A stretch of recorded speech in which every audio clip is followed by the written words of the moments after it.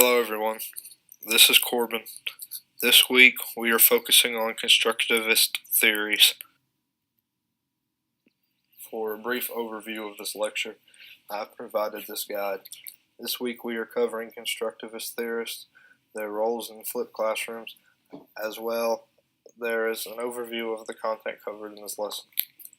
As the lesson progresses, there will be a number of questions that arise concerning the information. Please answer these as we go through. To end the lesson, 2 videos have been provided, one for station rotation in a flipped classroom, and the other on a crash course video concerning World War I.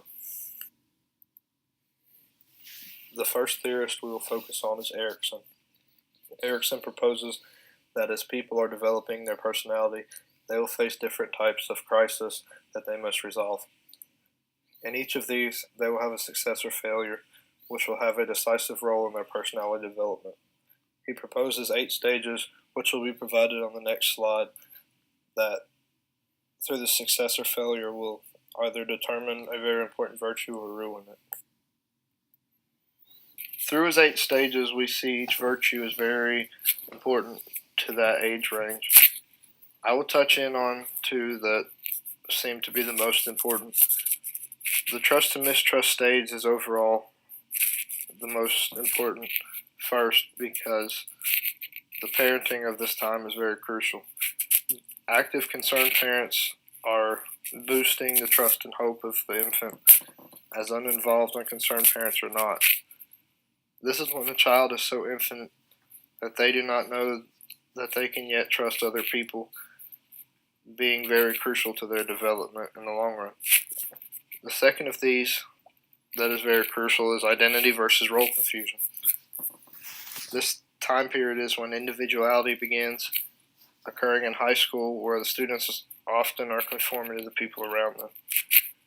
This is crucial timing as the student is trying to find themselves and determine who they are.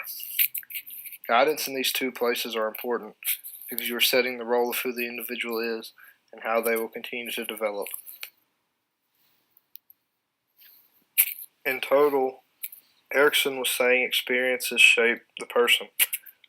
With this, they are shaped by people in their social network as well as those from the outside. The outside people are crucial because they see a social skill or strategy that works, and they often will deem it suitable for themselves as well. Bruner is telling us that children began to create experiences by encoding their data. Through their 3 modes of representation, they contribute to their development. The greater the experience and more knowledgeable the peers surrounding that individual, the development can increase as well, and on an opposite scenario, the development will decrease. Through each of these 3 modes, the person is going through stages in which the individual is driving their learning, but through a way that deems fit to make this learning the most impactful.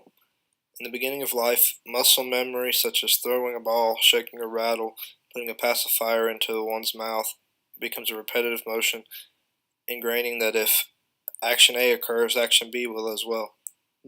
In later years, language and symbols make learning occur, such as in history, terms that stand out, math using their own language, and so on. Bruner goes best with what we would view as flipped classroom.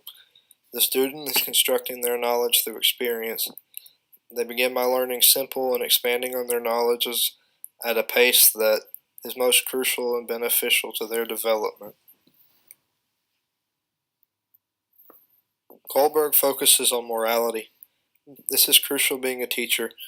Depending on the level, you have to know how your students are going to respond. For me, going into high school, they're going to be in a stage where they have developed themselves and have their paths, opinions, and judgments decided. As a teacher, I have to know this and cope with this and facilitate myself in such a way that is beneficial for those all around me.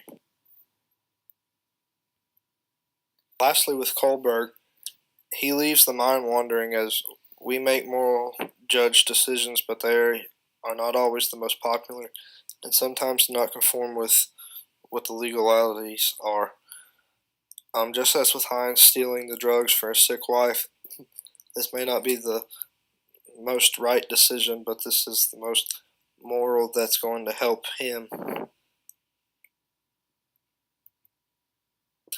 Flipped classroom and constructivism parallel very well, as you can see through this lesson. They both are centering the learning on the individual. This is very crucial as the individual and their learning environment, their guidance, and so on are contributing to their success or to their failure. In both senses, the student is being held accountable to bring themselves to be the most prepared that they may be. This is moving us into the new world of education that we are seeing, where the students are becoming responsible for their learning, and they're using the teacher as their guide rather than using the teacher to learn while they're in class and go home and lose out on this guide. The content of this lesson is to seek out ways that are most beneficial to students to have the most impact on them educationally.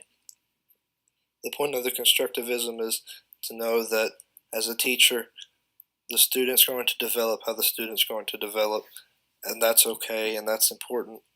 And there are alternate approaches to help reach out to these moments and to help the student progress to where they need to be or to progress beyond where they are. On this slide and the next, I've attached two videos. One is about the flipped classroom and a teacher that uses this, and she's explaining the ways in which the flipped classroom is beneficial to her and her colleagues. On the next slide, I will pace over very quickly. The links to both of these videos will be posted in the comments below. The next slide is a crash course on World War I. It's the kind of model that is very beneficial to a classroom. It asks questions.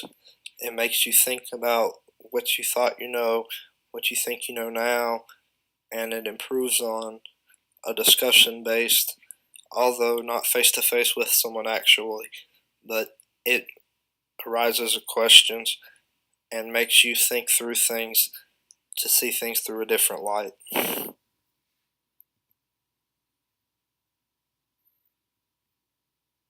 For a brief overview of some things that are very helpful in the videos, the students being held accountable. The most crucial that are said in many of these points are they are facilitating their notes, they're facilitating their questions, they're facilitating the way that they learn in such a way that is beneficial to them and has the most impact for them.